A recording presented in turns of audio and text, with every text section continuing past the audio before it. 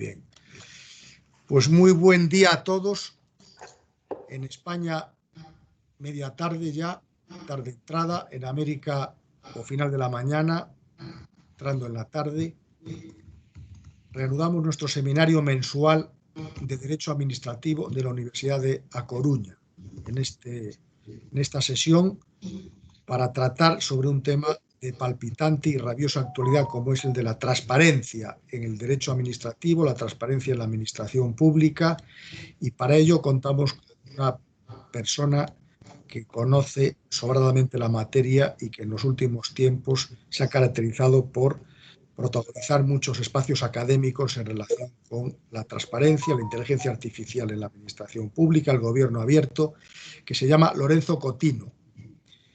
Para mí es un gran placer presentarlo. Lo conocí hace ya algunos años en el Instituto Nacional de Administración Pública y ya entonces me pareció una persona con la mente abierta y con gran capacidad científica, y lo ha acreditado en este breve espacio de tiempo porque ya es catedrático de la universidad y por lo tanto pues no es fácil que en poco tiempo una persona como él, ¿verdad?, haya llegado hasta donde haya llegado, y eso es porque además de su estudio, su reflexión y la profundidad de sus investigaciones, pues es una persona que vive la pasión académica, y por eso le agradecemos mucho que pueda esta tarde estar con todos nosotros.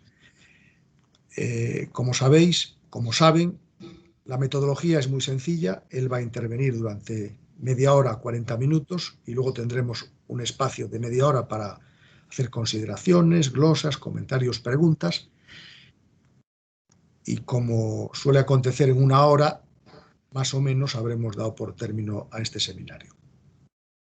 Os agradezco mucho, les agradezco mucho vuestra presencia, porque vuestra presencia es lo que nos anima a seguir en estas sesiones. Llevamos ya unas cuantas mensualmente desde hace varios años. Procuramos que siempre, todos los meses, tengamos la oportunidad de intercambiar ideas, de compartir experiencias académicas. Y el 18 de enero ya anuncio para decir que vamos a tener otra sesión, la de primera del año 2021, con el profesor Juan Carlos Casañe, de la Argentina, sobre los desafíos del derecho administrativo en un tiempo de pandemia. Pero ahora nos toca escuchar con tanto gusto al profesor Lorenzo Cotino, al que damos la palabra. Lorenzo, cuando quieras, te escuchamos. Hola, muy buenas tardes. Al menos en España, y medio tarde, medio mañana en según qué países.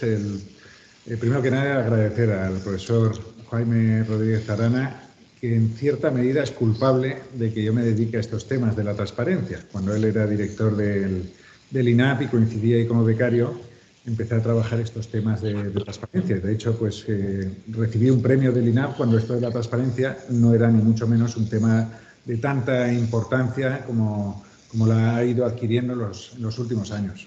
Y ahí mi agradecimiento.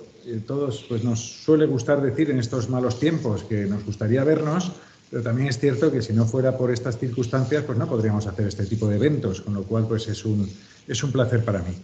Bien, como me han invitado a hablar unos 30-35 minutos como mucho, pues voy a hacer no he focalizado la conferencia, no la voy a centrar en la transparencia en España, sí bastante en contextualizar el porqué de la transparencia y el proceso interesante jurídico de fundamentalización de la transparencia.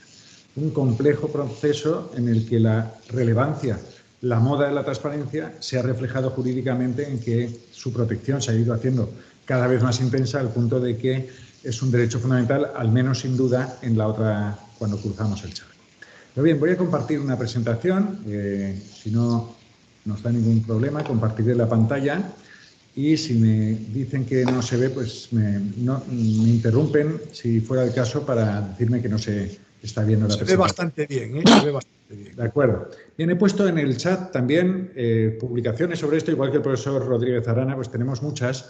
Pero me gusta destacar una que, aunque han pasado años, creo que sigue siendo de referencia, y es el informe de la Red de Defensores del Pueblo de Iberoamérica, que me lo encargaron a mí, pues todo el estudio internacional, tanto a nivel mundial, nivel iberoamericano, nivel europeo, el resto del mundo, y el nivel español, unas 150 páginas sobre un total de 500 y pico del informe de transparencia del 2014 de esta red iberoamericana, creo que es interesante.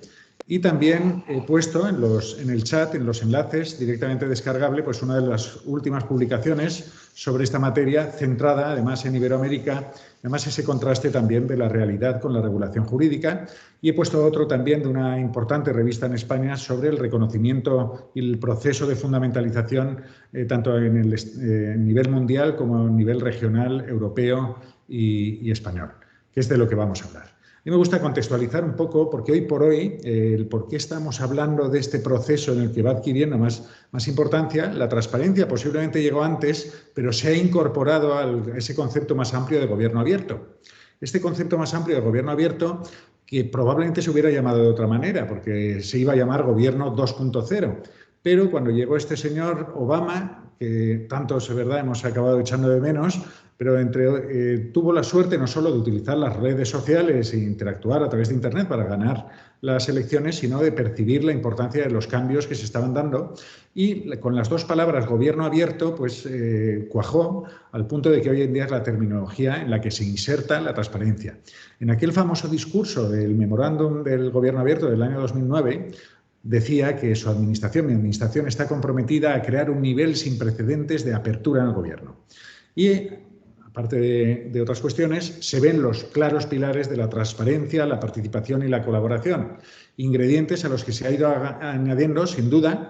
Por ejemplo, en 2016 en Bogotá se aprobó la Carta Iberoamericana de Gobierno Abierto, que podemos percibir cómo no solo se habla de la transparencia, participación y colaboración, sino que poco a poco el concepto de gobierno abierto es extremadamente abierto al punto de hacerlo a veces indistinguible de lo que podría ser el derecho público, la relación con los poderes públicos. Pero bueno, también es interesante tener en mente la interactuación del concepto de gobierno abierto con el de gobernanza, con el de buen gobierno, como vemos en la definición.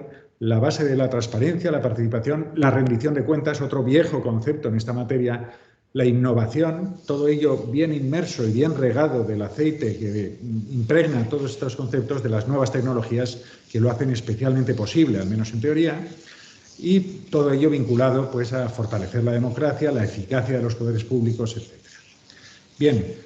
No me quiero extender para centrarnos como corresponde en la transparencia, pero yo ya recuerdo justo, estando en el INAP, hice uno de los primeros artículos, precisamente otra de las culpas fue el profesor Arana, sobre el concepto de gobernanza. Concepto de gobernanza que significa muchísimas cosas y que se introdujo en nuestro diccionario de la Real Academia en 2005, básicamente es una nueva forma de gobernar. Una nueva forma de gobernar frente al concepto más jerárquico de gobierno. Y precisamente esta nueva forma de gobernar reside, entre otras cuestiones, en el hecho de que se necesita gobernar con la participación de la sociedad civil, con el equilibrio del mercado y, sobre todo, no quiero extenderme ahora demasiado, si vemos también el concepto de gobernanza, que también desde los años 90 o así aproximadamente se introduce, y especialmente en el 2000, nos dicen que gobernanza incluye toda una serie de adjetivos del gobierno, que es legítimo, democrático, transparente y otra serie de virtudes, que no me quiero ahora extender, pero ya desde los años 89 se introduce este tipo de concepto, muy ligado también al de buen gobierno. De hecho, muchas leyes, como la española, de transparencia se llaman de transparencia y buen gobierno, aunque parecen regular o mirar cuestiones diferentes. Santo Tomás Moro o Santo Tomás de Aquino nos hablarían ya del buen gobierno. Definir buen gobierno pues nos resulta especialmente fácil, tanto a este lado del charco como al otro, sobre todo cuando pensamos en lo que es un mal gobierno. Y precisamente pues en estas latitudes no nos cuesta demasiado ver cuáles son las malas virtudes del gobierno, y si lo ponemos en negativo sería el buen gobierno. Pero lo cierto es que el buen gobierno coincide en muchas de las políticas de buen gobierno, normalmente tiene una connotación más cercana a la lucha contra la corrupción, el fraude y las irregularidades, que van muy anudadas también a las políticas de transparencia e integridad pública. En gobierno, no voy a detenerme ahora, pero vemos también, acudo por ejemplo al Código Iberoamericano de Buen Gobierno, pero veríamos que es casi indistinguible a veces de definiciones como hemos visto de buen gobierno, de gobernanza o de buena gobernanza. En todo caso, nos hemos de centrar también en conceptos que van ligados también a la transparencia, y es que la transparencia permite o hace posible la rendición de cuentas, que es el proceso en el que los gobernantes informan, como premisa, responden, una vez han informado pueden exigirse responsabilidad o justifican sus actos. La transparencia, insisto, va al elemento pilar introductorio del gobierno abierto. ¿Y por qué se habla en los últimos años cada vez más? Pues bueno, hay que partir, y sobre todo para América Latina, y para Iberoamérica, con mayor interés. En los años 90, 2000, se exigen indicadores de buena gobernanza, de buen gobierno, de transparencia, básicamente para prestar dinero por las grandes instituciones como el Banco Mundial, el Fondo Monetario Internacional o el Banco Interamericano. Así era uno de los requisitos para a la hora de establecer una serie de indicadores.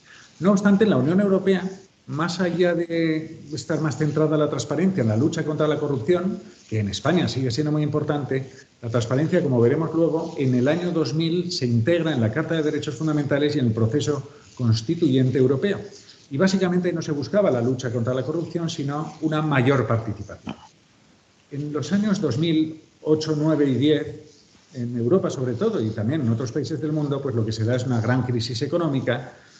De ahí vuelve a despertar, y con más fuerza si cabe, la exigencia de transparencia y políticas de buen gobierno.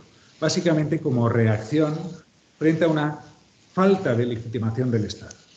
Básicamente las democracias que lo son tienen plena legitimación, pero en estos procesos, que además con los populismos se están exagerando mucho más, se siente un distanciamiento mayor con los poderes públicos y se intentan relegitimar, revitalizar, llenar de savia democrática a través del concepto de transparencia y ligado a la participación o la democracia participativa.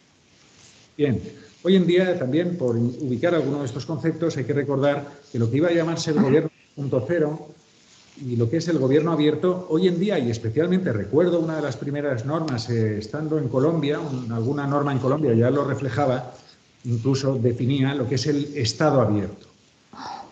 Aunque básicamente hablamos de gobierno, cuando se hace referencia al gobierno es que las políticas de gobierno abierto, es decir, de transparencia, participación, colaboración, innovación, se están proyectando en todos los brazos de los poderes públicos, incluyendo obviamente el Poder Judicial y los parlamentos. De ahí que los parlamentos abiertos estén siendo cada vez más importantes, integrando esas políticas de participación y transparencia.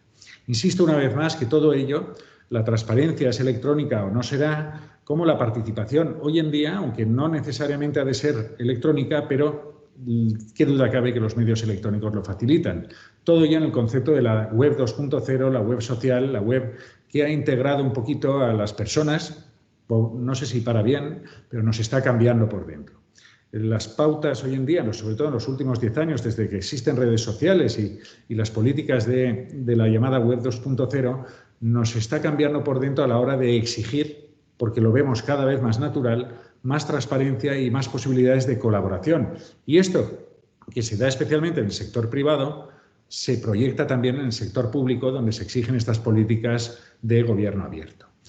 ¿Qué integran? Pues bueno, el gobierno abierto, hemos dicho ya un repertorio de elementos que no serían del todo nuevo, y también me gustaría hablar, he hablado de la web 2.0, también hoy en día ya no se habla, aunque bueno, siempre se puede encontrar alguna publicación del 3.0, del 4.0, proyectado al gobierno.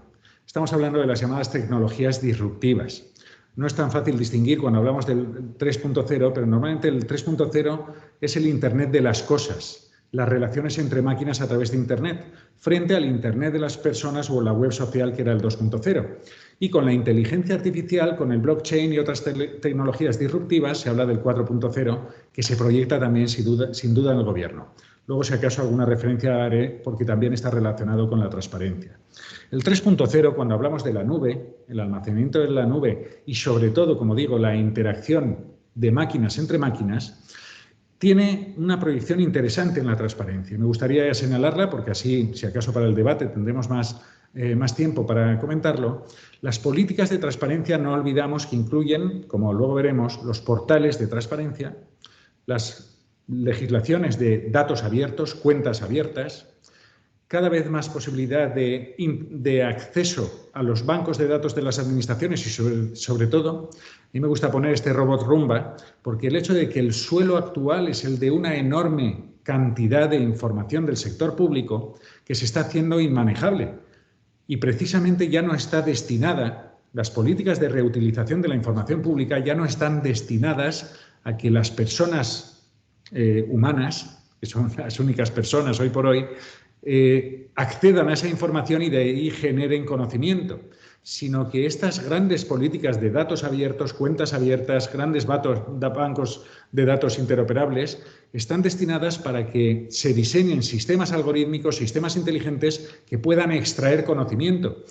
Y de ahí que ya la política, la transparencia 3 o 4.0 va dirigida, y mi próximo artículo en un monográfico del INAP va dirigido a los sistemas inteligentes para la detección del fraude, como el que se ha declarado inconstitucional en Holanda, por ejemplo, o como el que ya se ha diseñado en la Comunidad Valenciana por Falciani, un conocido hacker, algo parecido a hacker de Suiza, que vive refugiado en España, que ha diseñado un sistema automatizado para cruzar grandes datos e intentar descubrir pautas de fraude o irregularidad. Así existen también en contratación en Brasil y probablemente en otros países. Es un futuro que ya es presente, si bien cada vez se ha de implantar más. Las agencias tributarias lo están utilizando, los sistemas de seguridad social están utilizando grandes sistemas para detectar fraude. Esto, en cierto modo, también es una transparencia 3 o 4.0, sobre la que luego hablaremos. La necesidad, antes decía, ya lo adelanto, que en Holanda, por ejemplo, se ha declarado inconstitucional un sistema de detección automatizada del fraude por no ser transparente. Es decir, cuando el sector público y cada vez más va a ir utilizando sistemas inteligentes como garantía básica de nuestro debido proceso, de nuestra protección de datos, de nuestra no discriminación, sobre todo de estos derechos y del propio derecho de acceso a la información pública, es poder conocer cómo funciona el sistema. Y si podemos acceder al propio algoritmo, pues mucho mejor. Esto genera cada vez más problemas, insisto, porque hay sistemas de caja negra. No obstante, para el debate probablemente habrá lugar de comentar esta cuestión. Pero insisto, la transparencia se va a demostrar hoy por hoy como la garantía más fuerte frente a los usos de sistemas automatizados e inteligentes por el sector público, incluyendo estos que están utilizando los grandes bancos de datos que están en abierto para intentar detectar pautas de fraude o contra la corrupción. Bien, uno de los ingredientes que no me he querido detener y que precisamente ahora hacía referencia son el gobierno abierto. Uno de los ingredientes, como digo, son los datos abiertos, que podemos definir que es como el primo hermano de la transparencia, que sigue su estela. ¿Por qué? La transparencia podemos definirla como el grado de conocimiento de la información pública por la ciudadanía. A más conocimiento de la información de los poderes públicos, más transparente es el sistema. Los datos abiertos es el mayor grado de puesta a disposición de datos de los poderes públicos. ¿Pero en qué se diferencia? La finalidad.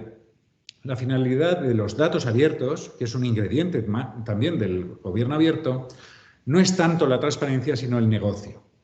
El poder extraer valor añadido, valor económico, de los datos que normalmente están infrautilizados por los gobiernos.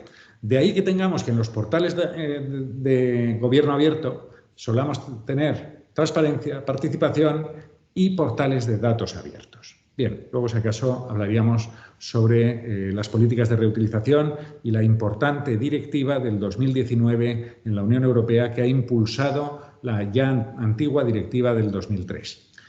Bien, el gobierno abierto pues tuvo especial predicamento después de Obama y ha generado, y simplemente lo menciono, la Alianza para el Gobierno Abierto, una organización no de derecho público en la que hoy por hoy cuenta con 78 países. Podemos ver qué países, aquí falta alguno de los que se han incorporado últimamente, como alguno de América Latina o Alemania, Austria y algún otro que se han incorporado. 78, hoy por hoy, más entes subestatales, como en España, por ejemplo, el País Vasco, el Ayuntamiento de Madrid o hace un mes Aragón y Cataluña. Bien, simplemente recuerdo que los sistemas, el sistema de la Alianza del Gobierno Abierto es que los estados que se comprometen a cumplir con los principios del gobierno abierto, entre otros la transparencia, y se comprometen a hacer cada 3 o 4 años un plan de gobierno abierto con una serie de medidas que luego desde fuera expertos independientes van a comprobar si se ha cumplido. Aquí simplemente mencionaré que España acaba de aprobar hace un mes y medio el 4º plan de gobierno abierto con 100 medidas de transparencia. De transparencia y de participación, de integridad y algunas otras. Pero vamos, los pilares básicos del gobierno abierto. Me gustaría advertir, y esto vale especialmente para la transparencia, pero en general también para el gobierno abierto, a mí me gusta decir que hay el colesterol malo y el colesterol bueno. Cada vez más podemos conocer las políticas de gobierno abierto y cada vez se exhiben más nuestros poderes públicos diciendo que son más abiertos. El problema es que no siempre hay una verdadera voluntad de cambio. ¿En qué sentido? Muchas veces estas políticas son una mascarada que lo que intentan es relegitimar el sistema. Como decía antes, pues se ha perdido confianza, como si hubiera habido una falta de fidelidad de la pareja, y se están intentando aparentemente recomponer esta confianza. Lo hemos visto especialmente en España a nivel de algunas entidades locales o algunas comunidades autónomas que hacen políticas aparentes de gobierno abierto y de más transparencia que no se corresponden realmente con la realidad. Como decimos en España, y me imagino que también a ese otro lado del charco, aunque la mona se vista de seda, mona se queda. Hay que testear muy bien las políticas de gobierno abierto y de transparencia para que no sean una mera mascarada con la única voluntad de recuperar fingidamente una confianza perdida. Bien, en este sentido, no quiero hablar hoy de corrupción, pero sí que es muy interesante el mapa de percepción de corrupción de Transparencia Internacional. Como pueden imaginar ustedes viendo este mapa, cuanto más clarito es un país, estamos hablando de un país con menos percepción de la corrupción. Y a mí me gustaría subrayarlo también con la idea de que podemos ver el gran contraste que va a haber los países con altos índices de corrupción, que cuentan con maravillosas leyes de transparencia, y en cambio tenemos países como Suiza, Austria o Alemania que no cuentan con las peores leyes de transparencia del mundo, y probablemente todos nos cambiaríamos por el bajo nivel de percepción de la corrupción y de las altas cuotas de transparencia que se dan. Como aquí podemos ver, más o menos podemos intuir que los más oscuros están peor en percepción de la corrupción y que coincide también con otro factor cultural muy relevante en transparencia. Los países más amarillos, los más claritos, son países no católicos. La religión católica tiene muchísimas virtudes, pero precisamente dentro de la cultura está la opacidad de una serie de elementos que se han impregnado en nuestros poderes públicos. Precisamente los países calvinistas parten de la filosofía de que hay que enseñar que no se peca. Hay que transparentar, como este verbo que se ha inventado desde hace unos cuantos años, para exhibir que no se está pecando. Y esto pues, ha influido en que los países nórdicos o algunos como los Países Bajos o Suiza sean de los países más avanzados en transparencia o algunos de ellos como Suecia cuenten con la ley de transparencia más antigua aún en vigor, de hecho, de 1765.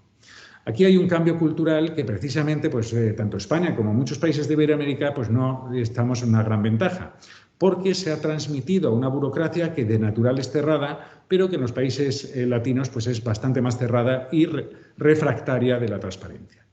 Bien, aquí vemos algún listado de los países, como decía, que suelen coincidir con los caracteres que he señalado, de los mejores países, y me gustaría también contrastar lo que son los países con una transparencia más consolidada culturalmente y una reacción frente a la corrupción, con el RTI Rating, que mide las mejores leyes de transparencia del mundo, a partir de más de 60 indicadores. Se analizan con bastante objetividad las mejores y peores leyes del mundo. Y aquí veríamos cómo los países verdes y verdes oscuros son los mejores del mundo frente a los países rojos, que tienen las peores leyes de transparencia. Y aquí podemos ver que el mejor país del mundo, por primera vez, ha desbancado a México, es Afganistán. O entre los primeros países está Sri Lanka, o está Albania, o está India, o está Liberia, o está El Salvador. Entre los mejores países respecto a su ley de transparencia. Aquí tendremos la teoría de la transparencia frente a la realidad. Y entre los peores, como les anunciaba, pues tenemos, entre otros, a Alemania o a Austria, que estarían entre los países con peores leyes de transparencia del mundo. Aquí veríamos este contraste de otros años. México, como digo, pues tiene una ley excelente y además ya bastante consolidada y que se ha ido mejorando, pero la realidad de la transparencia en México, pues sin duda alguna, es bastante peor que la de México, la de Alemania, la de Bélgica o la de Austria. Bien.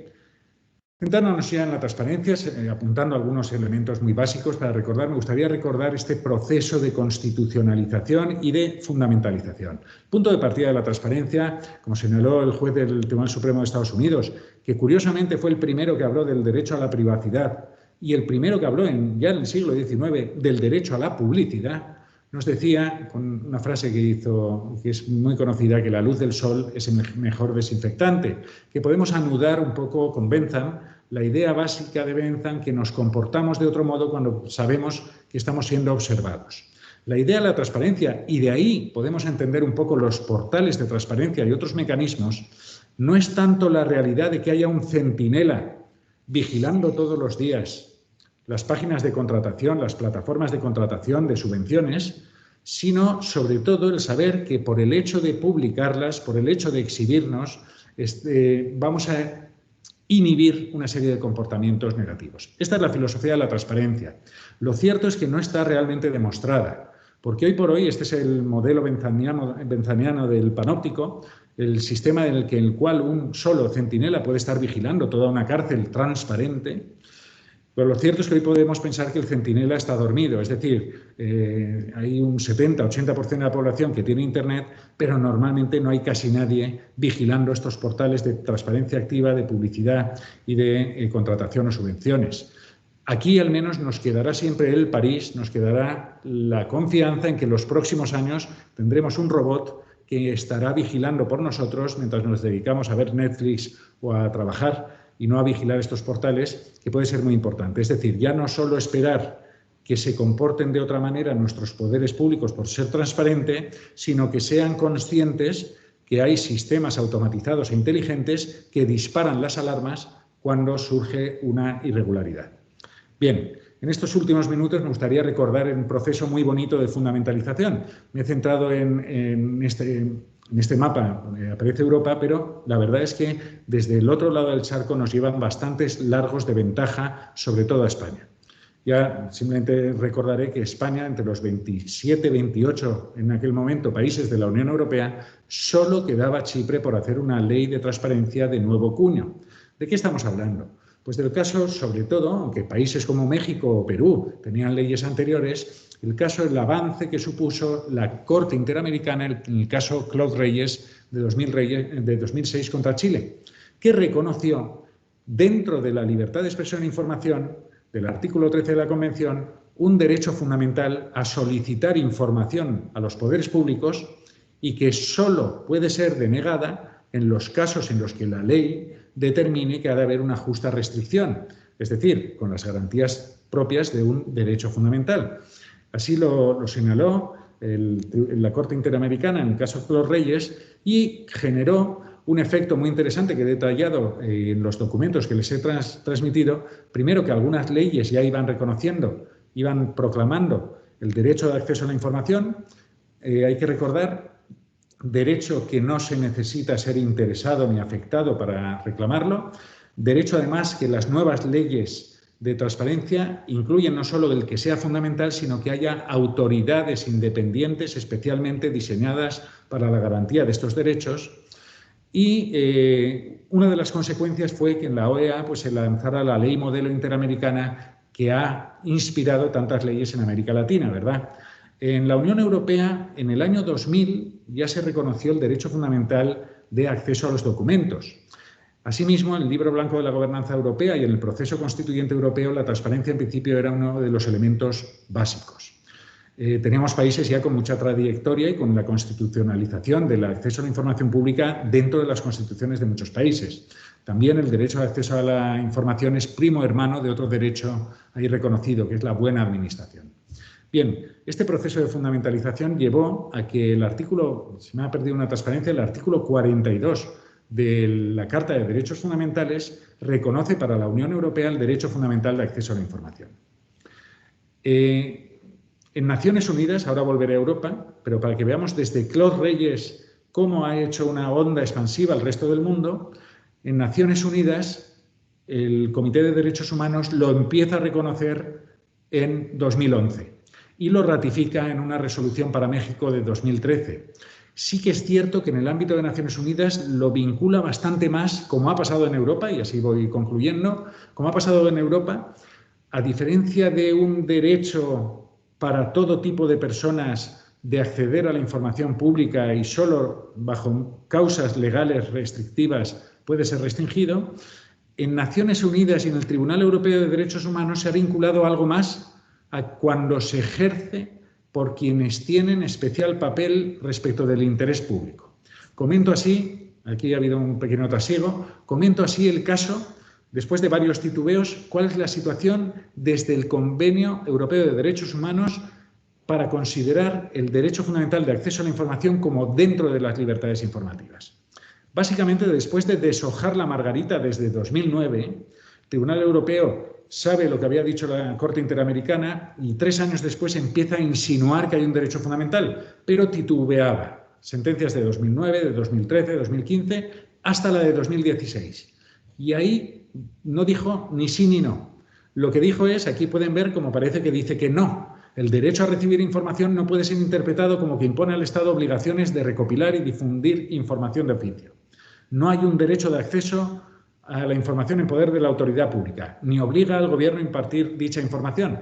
Lo interesante es que dice, perdonen porque ha habido aquí algún trasiego, dice, pero sí que es un derecho fundamental de libertad de expresión e información cuando quien la pide, el propósito es una actividad periodística o similar, como la de investigadores, líderes de blogs o páginas web de Internet, o investigadores de universidad o escritores, cuando la naturaleza de la información que se pide es de interés público y el solicitante es de este grupo que he señalado, y si la información existe, entonces en ese caso sí que es derecho fundamental. Es decir, dice inicialmente que no es derecho fundamental, pero establece este test. Vamos a ver quién la pide, para qué la pide. Frente al no necesitar ninguna justificación, en Europa, en el marco del Convenio Europeo, sí que es muy interesante saber la finalidad de quién busca la información para ver si es derecho fundamental o no. Y claro, cuando hablamos del derecho fundamental, y ya concluyo para simplemente señalar y apuntar a alguna cuestión de la legalidad en España, que creo que hoy interesa un poquito menos, el hecho de que sea fundamental pueden ustedes intuir qué importancia tiene, e importancia práctica. La importancia práctica es que sobre todo las restricciones del derecho fundamental obviamente han de tener mayores garantías legales, pero sobre todo el conflicto con la protección de datos o con otros derechos fundamentales, como pueda darse, en ese conflicto no estaremos hablando de un conflicto entre un no derecho fundamental y un derecho fundamental, que en principio prevalecería en una ponderación. En ese punto es muy interesante recordar que estamos en un proceso en España híbrido. Simplemente les señalo que estamos en una situación muy extraña. En España desde 2013 tenemos una ley de transparencia que regula un derecho de acceso en principio no fundamental, con respaldo constitucional, pero no fundamental, no basado en la libertad de información. Es una situación atípica porque al mismo tiempo, con la ley actual, yo trabajo, soy miembro de un consejo de una autoridad de transparencia y probablemente los que más piden información son concejales, parlamentarios, sindicalistas. Es decir, hay muchos casos en los que quien está ejerciendo el derecho de acceso, que en teoría no es fundamental en España, lo está ejerciendo porque tiene de la mano un derecho fundamental, que es el que tienen los parlamentarios y concejales a participar en los asuntos públicos, o es el que tienen los sindicalistas complementario de su libertad sindical. Y si añadimos la doctrina del Tribunal Europeo, y lo digo desde el conocimiento de un Consejo de Transparencia, una autoridad de transparencia, si vemos lo que es habitual, quienes piden información más sensible normalmente lo hacen en interés público. No es para un interés propio de saber qué hay de su expediente, que también puede ser el caso. Pero normalmente los casos más suculentos suelen ser de personas, periodistas, investigadores, líderes en Internet, como dice el Tribunal Europeo. Y estamos en la situación atípica en España, que la ley que regula este derecho no está regulando ese derecho fundamental, que tiene que convivir. Remito a mi última publicación, que va a salir este mes, precisamente en un libro que he coordinado sobre los límites del derecho de acceso. Y precisamente he titulado el artículo Los derechos fundamentales de acceso a la información pública en España, que estamos en esta situación de convivencia de varios derechos constitucionales y no constitucionales. Sobre esta base, no me quiero extender la situación de convivencia en España de leyes estatales, leyes autonómicas e incluso ordenanzas locales, que básicamente lo que regulan, y con esto acabo, es reconocer el derecho de acceso a la información, establecer claramente sus límites. En España no son tan claros estos límites y las causas de inadmisión son los peores límites que hoy por hoy tienen. los trámites y el procedimiento del derecho de acceso y esta es una parte muy importante, que hoy por hoy no está incluida en el derecho fundamental de acceso y es las obligaciones legales de transparencia activa, de publicidad activa, que hoy por hoy es la transparencia más efectiva. Se dice transparencia activa porque no hay que esperar a que el ciudadano reclame la información, sino que directamente los poderes públicos tienen que establecer toda una serie de ítems de información que son obligatorios. Bien, esto todo se hace en los portales de transparencia y en España pues tenemos autoridades de transparencia autonómicas, como sucede en muchos países de América Latina, como puede ser en México, como las de nivel estatal. Las deficiencias de la regulación española es que hoy por hoy no hay prácticamente ninguna reacción por el incumplimiento de las leyes de transparencia por los sujetos que están obligados por ella. La reforma de transparencia, de la ley de transparencia, ha de incluir al menos un cierto poder coactivo porque los regímenes sancionadores que hoy por hoy existen son totalmente ineficaces. Pero bueno, esto si acaso en el debate no tendremos lugar de hablarlo, de alguna de las carencias habituales de las leyes de transparencia o algunos elementos como la posibilidad de anonimato, ejercicio electrónico y otras cuestiones que ustedes quieran tener. No quiero hablar más y así tenemos más tiempo para el debate. Muchísimas gracias. Muchas gracias al profesor Lorenzo Coutinho por su completa, brillante y exhaustiva intervención sobre una cuestión que es de palpitante y rabiosa actualidad. Veo que algunos colegas, como Carlos Villanueva, le aplauden y desde aquí, desde este lugar de la península ibérica, también le enviamos un aplauso muy afectuoso. Ahora vamos a tener la oportunidad durante pues un rato de mantener con el profesor Lorenzo Coutinho pues diálogo. Yo he visto que ha pedido la palabra el catedrático de la Universidad de Lisboa, Fausto de Cuadros. Fausto, ¿estás presente? Estou sim. Adelante. Estás a escutar bien. Me alegro mucho de escucharte y Muchas gracias. Te veo en muy buenas condiciones, Fausto. Muchas gracias, carísimo Jaime. Muchas gracias por este belo webinar. Me perdonem que eu falarei portinhol, mas espero que me entendam.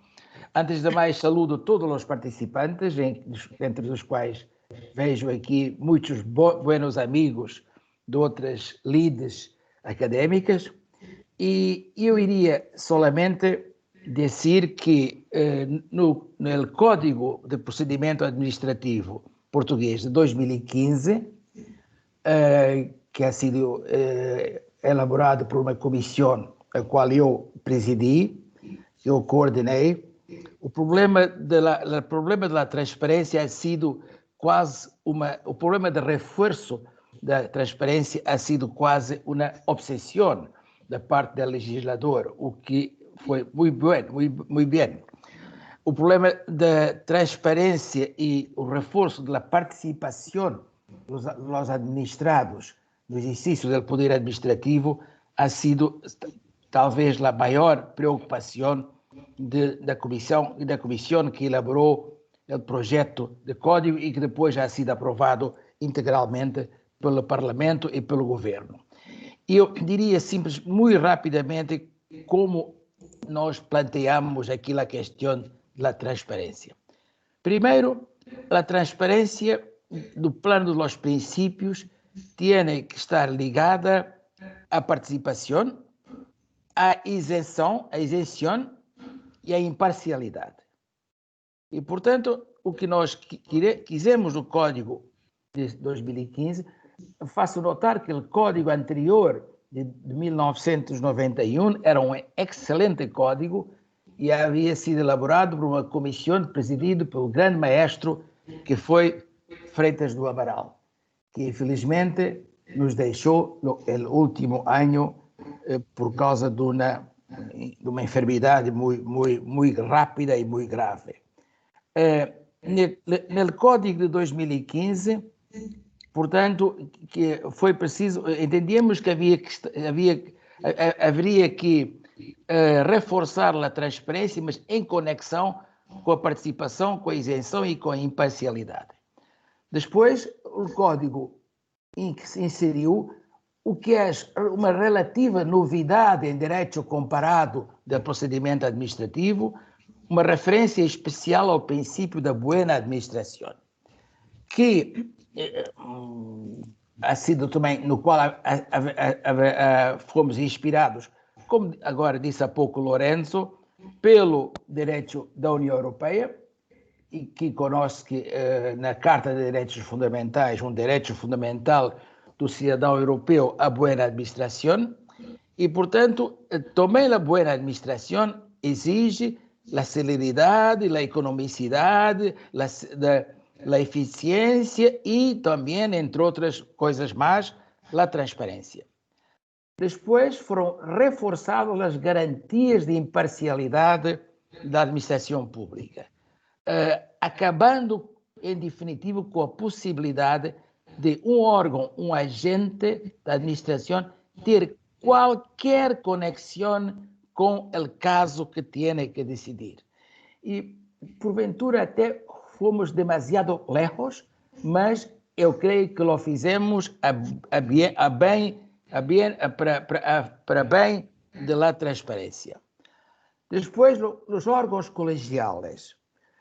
Em los órgãos colegiais, salvo nos casos em que, por lei, os administrados não podem assistir às sessões, sempre que é permitido a los administrados assistir às sessões dos órgãos colegiais, os participantes, os administrados, podem colocar questões aos membros do órgão colegial e apresentar sugerências para o melhor funcionamento da atividade administrativa dos órgãos colegiais.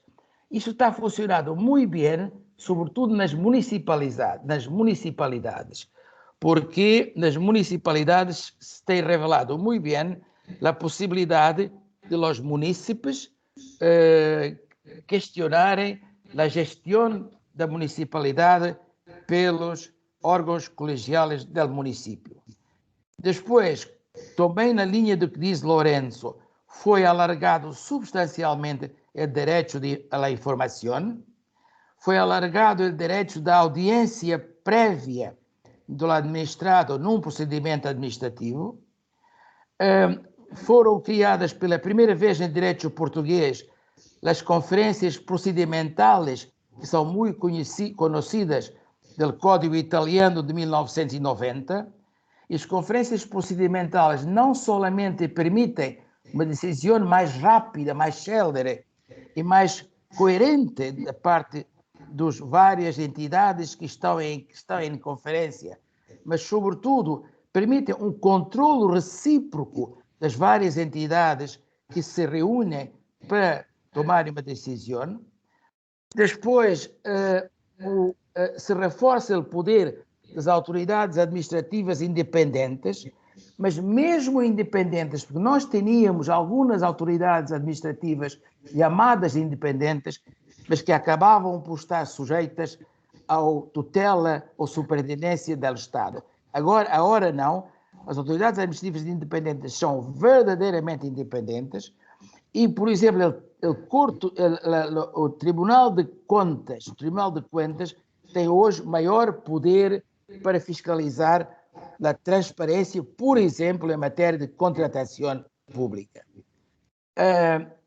Por fim, nós alargamos substancialmente o poder da anulação administrativa dos atos praticados por fraude. E aqui nos inspiramos muito também na jurisprudência da Corte de Justiça da União Europeia, nos célebres casos Alcan, Doifil, Mitos Contor, em matéria de ajudas do Estado que depois se verificam que han sido ilegais. Bom, mas, para concluir, quero dizer uma coisa que é muito, muito importante. Mais transparência, sim, muita transparência, sim, mas sem prejuízo de la protección dos dados. Mais transparência não significa abertura completa e total da atividade administrativa. Teremos que compatibilizar com a proteção dos dados, quer com a proteção dos dados imposta pelos direitos fundamentais dos cidadãos, quer pela proteção dos dados impostas pela melhor proteção do próprio interesse público. Em matéria de segurança, em matéria de defesa e em outras matérias conexas, o interesse público pode exigir que não haja uma total transparência a bem da proteção do interesse público. Portanto, há aqui a necessidade, nesta matéria, de não exagerar na transparência para além dos limites mínimos impostos pela proteção, quer dos direitos dos cidadãos, quer do interesse da comunidade, ou seja, do interesse público. Jaime, muitas graças. É um modesto contributo para salientar o que o novo Código Português trouxe em matéria de transparência. Muchas gracias. Muchas gracias, Fausto, por tu brillante comentario. Efectivamente, los derechos fundamentales de las personas tienen que ser siempre un elemento fundamental, básico, a la hora de no solamente la operativa de la transparencia, sino del ejercicio del poder en todos sus casos, y máxime en una situación de pandemia. Lorenzo, si quieres hacer algún comentario, tienes la palabra. Muchísimas gracias. Me has sugerido muchísimo y, como digo, pues he intentado contextualizar que lo mismo que nos ha comentado nuestro colega, pues todas las políticas y legislaciones de transparencia pues están dando casi en paralelo en muchísimos países. Sí que es interesante que el anterior derecho de acceso al expediente, que siempre ha estado incluso en leyes del siglo XIX, ya se reconocía en Colombia, por ejemplo, y siempre ha estado con nosotros, pero era un derecho no vinculado a la transparencia, no tanto. Y hoy en día convive con el derecho de acceso a la información pública y genera problemas. ¿Por qué? Porque el derecho de acceso al expediente es un derecho muy vinculado a la posibilidad de defensa de los intereses, pero también hoy en España se está ejerciendo de la mano de la Ley de Acceso a la Información y se está acudiendo a los órganos de transparencia para que los interesados en los expedientes, a los que no se les facilita, puedan acceder. Eso está generando una interactuación un poquito extraña. Pero vamos, muchísimas gracias por toda la información y quedo a vuestra disposición. Muy bien, tenemos la oportunidad, como hacemos otras veces, el que quiere intervenir, que levante la mano, porque en esta plataforma se puede visualizar. A ver. No hay ninguna intervención más. Bueno, yo sí quería hacer una reflexión y una pregunta en relación precisamente con la situación por la que atraviesa el mundo en este momento de pandemia, de una situación extraordinaria, singular, especial, en la que los ordenamientos constitucionales están atribuyendo a los poderes públicos potestades y poderes más intensos y más extensos que en situaciones de normalidad. Entonces, desde esta perspectiva y pensando que la buena administración, que puede ser concebida como un principio de actuación de los poderes públicos, como una obligación inherente a los poderes públicos, pero también como un derecho que yo entiendo que debiera ser fundamental de las personas, este derecho a la buena administración incorpora una serie de derechos componentes, como ha señalado la Carta Iberoamericana de Derechos y Deberes de los Ciudadanos en relación con la administración. Y uno de esos derechos es precisamente el derecho a la transparencia, que es verdad que muchas veces va de la mano con este derecho administrativo que conocemos bien desde hace mucho tiempo, del derecho al acceso al expediente, el derecho a que la persona conozca en cada momento el estado de la tramitación del expediente, incluso el derecho del interesado a conocer la autoridad que tramita el expediente. Pero si vamos desde la perspectiva del derecho fundamental, del derecho humano, a una buena administración que tiene unos estándares y que tiene unas características, y una de ellas es precisamente el derecho a la transparencia, en su vertiente más básica, ¿verdad?, de derecho a conocer las razones y a saber las razones, si es que es menester que se quieran conocer, de por qué actúa el poder. No puede ser para luego, si es el caso, dar una reclamación, un recurso, pero también porque en una democracia el titular, dueño, soberano del poder no es el funcionario ni es el político, es el pueblo.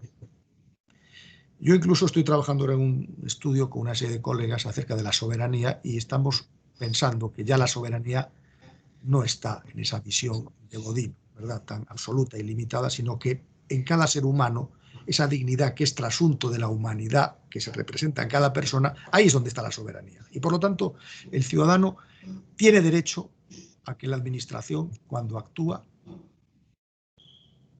si es el caso, deba, no solamente cuando diga las leyes, sino que deba de exteriorizar, deba de, como dicen ahora, transparentar las razones de sus decisiones. Entonces, en un momento en el que las potestades y poderes son mucho más intensas y extensas, donde hay más discrecionalidad, lamentablemente a veces donde hay arbitrariedad, porque vemos en muchos países que las autoridades no reaccionan ante las peticiones de acceso a la información, incluso, pues, en algunos casos hasta se jactan de decir que, bueno, que eso no es tan importante, que estamos en una situación extraordinaria, de emergencia, y que, bueno, que la transparencia hasta puede ser una extravagancia o puede ser, pues, un objeto decorativo, porque aquí lo importante es actuar contra ello. Entonces, yo le preguntaría al profesor Cotino, si es verdad que nosotros los ciudadanos somos los titulares reales del poder, si es verdad que nosotros somos los ciudadanos, los soberanos, los omnipotentes y que el poder está a nuestro servicio, ¿cómo se puede reaccionar? Ya sé que en muchos países la transparencia de sus leyes no tienen, como dicen en América, dientes, porque no hay potestades sancionadoras, pero ante la perplejidad que se puede instalar en mucha gente, ¿qué se puede hacer más allá de que, digamos, las normas, bueno, pues son las que son y vemos como autoridades de transparencia de muchas autonomías, de muchos estados federales, no reaccionan?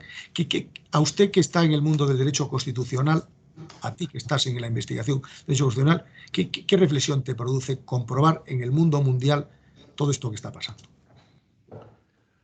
Bueno, muchísimas gracias. Y por hilarlo también con algunas de las reflexiones del compañero sobre los límites, pues lo que señalas de la soberanía, la verdad, hacía unos cuantos años hay un trabajo muy interesante de la soberanía borrosa, pero en la línea que tú señalas, la soberanía hoy se ha de fundamentar en nuestra dignidad y derechos que hay. Pero volviendo a la transparencia, yo antes señalaba, ¿qué es esto de que sea un derecho fundamental? Pues realmente es que ha supuesto que le demos la vuelta al calcetín. La información pública era secreta. De ahí la palabra secretarios, ¿verdad? La información del gobierno siempre ha sido secreta por los principios propios de las inercias burocráticas. Y hoy le hemos dado la vuelta al calcetín. Y es que ahora la información pública, como tú señalas, no es de los poderes públicos, es de la ciudadanía. Y esto no se queda en un mero programa político o un discurso que suena muy bien, sino que por principio la ciudadanía tiene derecho a acceder a lo que es suyo. Y que solo por ley que obedezca a motivos que se han de apreciar de manera restrictiva, tanto motivos privados como motivos públicos, pero de manera restrictiva como de todo derecho fundamental, se puede limitar el derecho de acceso, porque por principio hay derecho de acceso.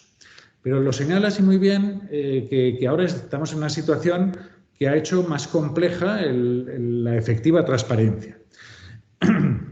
Con el COVID. Y sí que me gustaría, España es un buen ejemplo de ello.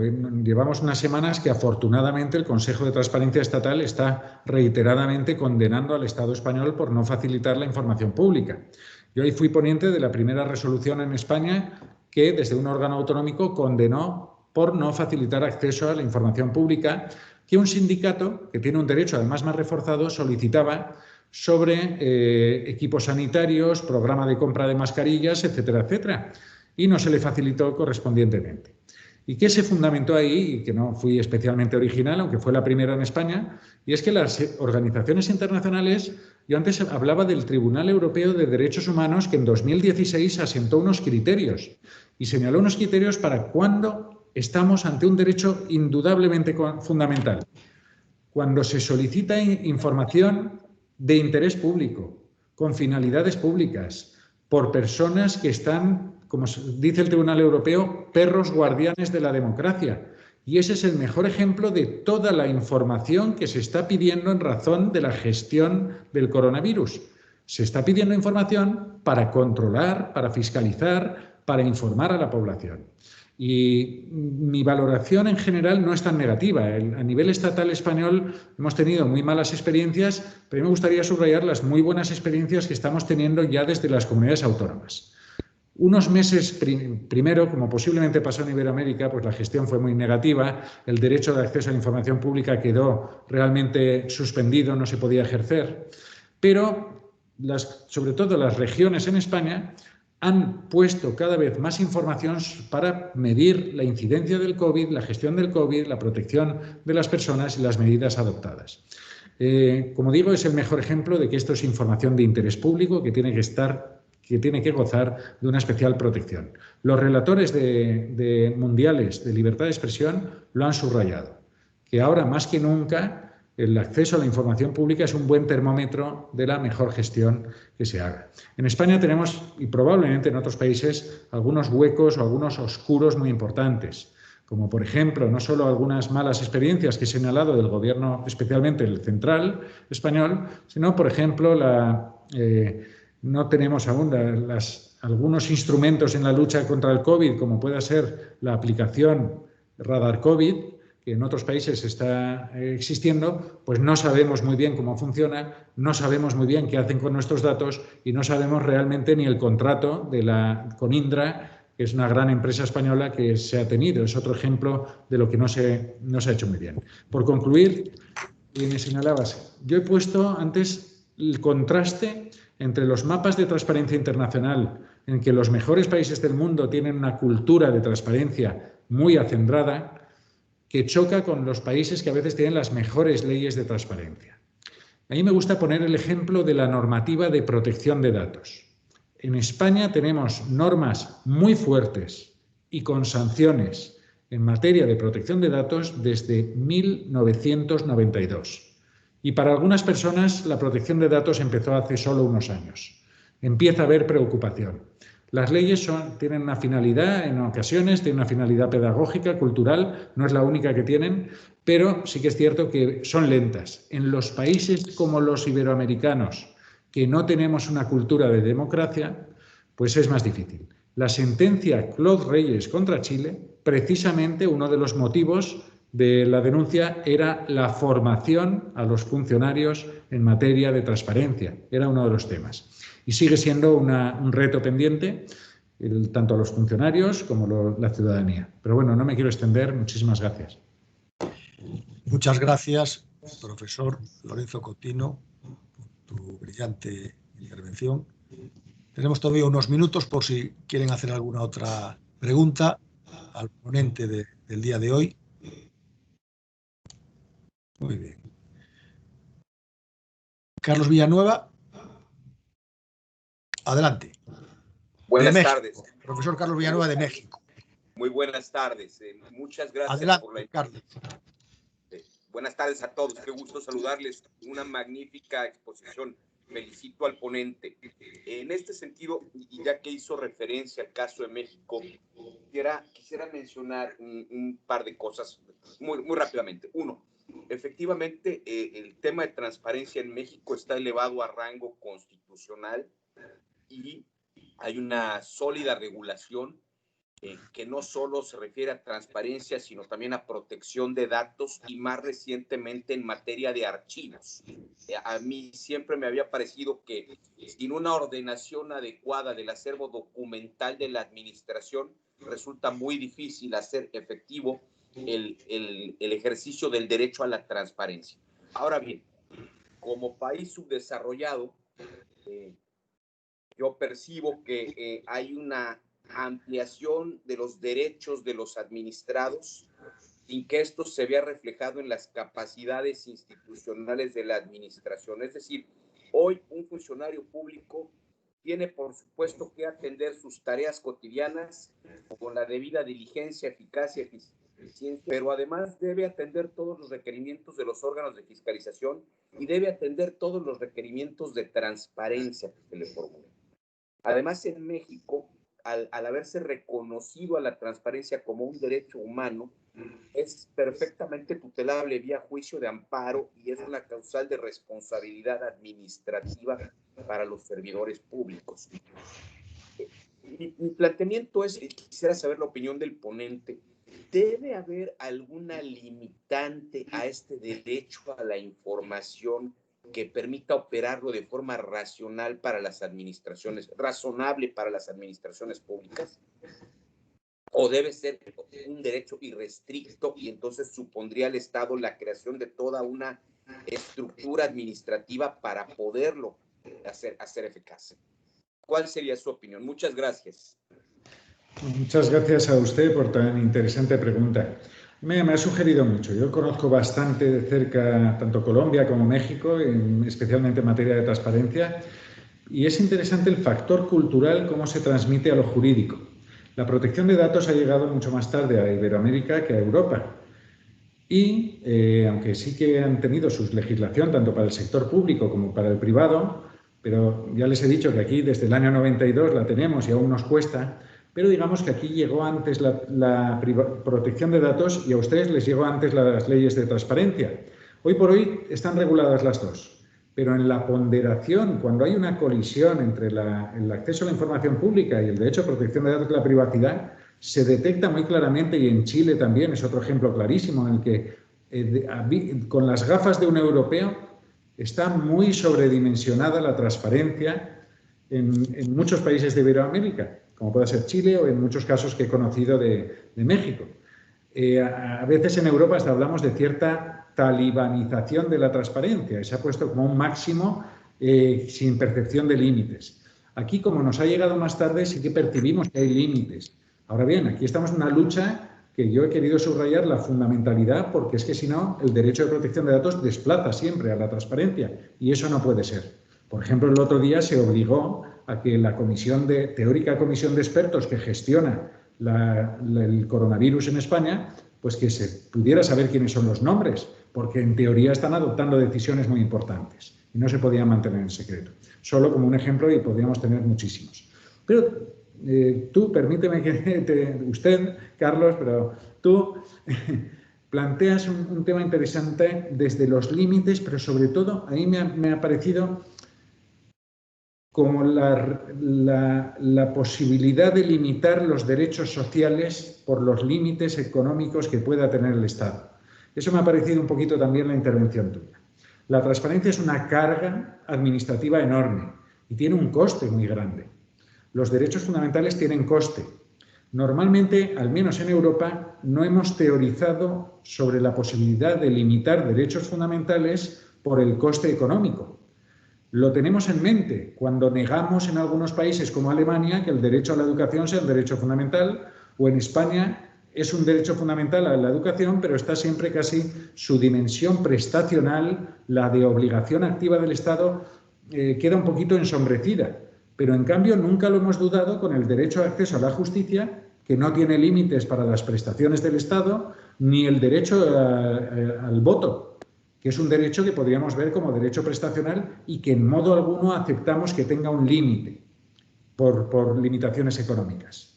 Sobre esta base, es interesante la doctrina de países anglosajones, que tienen normalmente al menos más ventaja que España, más trayectoria y más años, y sí que han llegado a evaluar el coste máximo que puede suponer un ejercicio del derecho de acceso. Creo recordar que en Australia lo evaluaron en $600. Una petición ordinaria la habían más o menos tasado en que más de $600 en costes administrativos no podía generar. Es interesante.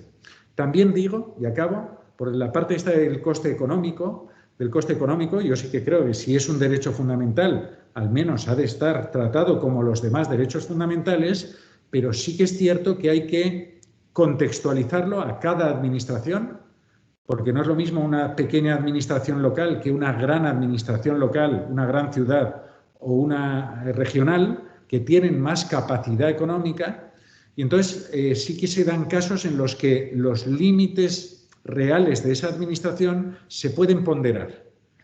Y acabo, y esto sí que es interesante porque normalmente en los países anglosajones, cuando se dan esas circunstancias de que es un tema de interés público y sobre todo hay privilegios de periodistas, los que yo hablaba del límite de $600 desaparecen cuando, por ejemplo, es un caso de interés público por un periodista, que hoy en día no hay que limitarlo a periodistas, sino a personas de relevancia pública o investigadores. Es decir, que esos límites se pueden contextualizar y a mayor interés público, más obligación del Estado de satisfacer, poner personal para que puedan contestar a la información, etc. Bueno, muchísimas gracias. Gracias, muy amable. Muchas gracias, Carlos. Muchas gracias, Lorenzo. Bueno, estamos ya en el límite. Si no hay más intervenciones, que no veo las manos levantadas, vamos a proceder a terminar la sesión de hoy, agradeciendo muy afectuosamente al magnífico ponente que hemos tenido, profesor Lorenzo Cotino. Muchas gracias por tu intervención, por tu exposición, por tus comentarios. Ha sido un lujo tenerte hoy con nosotros. Muchas gracias en nombre de todos los participantes, y aprovecho también para, además de darles a todos unas muy felices vacaciones de Navidad, que en este tiempo, ¿verdad?, ya por fin podamos ir recuperando en los espacios de tranquilidad y de sosiego que tantos necesitamos para encarar bien el próximo año. Recordarles que la próxima sesión del seminario va a ser el lunes 18 de enero a esta misma hora, 18:30 horas, con el profesor argentino Juan Carlos Casañe, muy conocido de todos los colegas administrativistas, especialmente en la Argentina, pero en toda Iberoamérica, porque es un destacado maestro de juristas, y tendremos el honor de que nos acompañe el día 18 de enero de 2021. A todos ustedes, muchas gracias por su presencia y hasta dentro de muy poco tiempo. Adiós, un abrazo a todos. Adiós. Gracias. Adiós, adiós. Gracias, un gusto.